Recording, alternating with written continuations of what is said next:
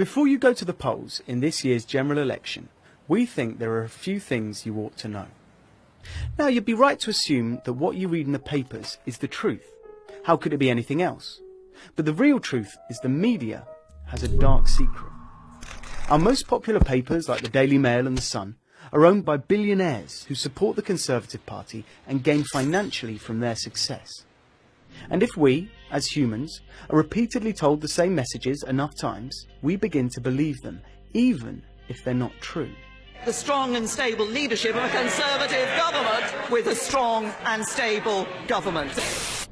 You might say it's clever advertising, but really, it doesn't tell us anything. It seems the Conservatives have made this election all about Brexit. And yes, it's undeniably important. Labour also respects the referendum result. But what about everything else?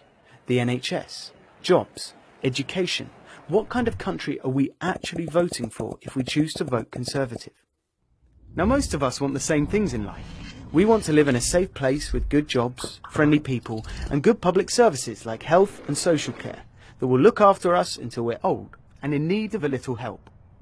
But since the Conservatives came into power in 2010, we've had the longest squeeze in living standards and wages.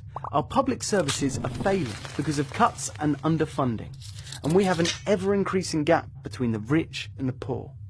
This economic model is called austerity, and it's a Tory favourite. Right now, over a quarter of all children in the UK are living in relative poverty.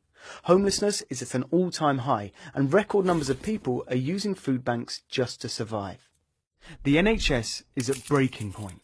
GP and A&E waiting times are getting longer, some hospitals have been forced to close, cancer targets are being missed, and people are waiting longer and longer for their operations, often in pain. And it's not because there isn't enough money for our NHS. The UK has the 6th largest economy in the world. It's because the government is chronically underfunding it. And it's clear that the Conservatives want to fully privatise it, just like in the US. Heck, Jeremy Hunt, our health secretary, co-wrote a book about this very plan. And this is the same tactic they used to sell off our railways and energy suppliers. And we know how well that went. Expensive fares and terrible service. The Conservatives also have a cavalier attitude towards your safety. Cuts to the police and the fire service mean many crimes aren't being investigated properly, and some house fires aren't being extinguished quick enough. Fire deaths have risen by 21% as a result. And it's the same story in our education system. School budgets are being cut, class sizes are on the rise, and teachers are being laid off or quitting due to the increasing stress and pressures. One issue on many people's minds is that of immigration. But on this, the Conservatives have only unrealistic targets and broken promises, and no plan to end the low-wage economy which causes division in our society. And while some in the media blame immigration for all our problems, the super-rich continue to hide their money offshore and avoid paying taxes. Taxes which could be used to fund our public services properly. And whilst we're all mad at each other, we're not mad at the people making all of the money. It's really that simple. And if you ever wondered why the media is so anti-Jeremy Corbyn and the Labour Party, well, because he threatens the elite by proposing increased taxes on the super-rich and on big corporations. It's in their interest to persuade you not to support him. And finally, what about climate change? The biggest threat facing our society and the world. Well, Theresa May has closed our government's climate change department.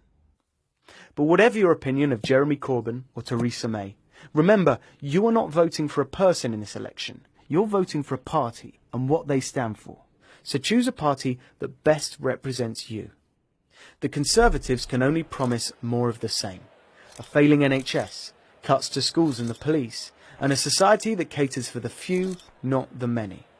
But if you feel that society should be fair, that there should be opportunity and education for everyone, if you value the NHS, a quality health service that is free and will be there for you and your family, then please consider voting for the Labour Party, who promise to protect and support these very things. And if you're worried about immigration, Labour have plans for that too, like cracking down on foreign low-wage employment and reducing immigration to areas most affected by it.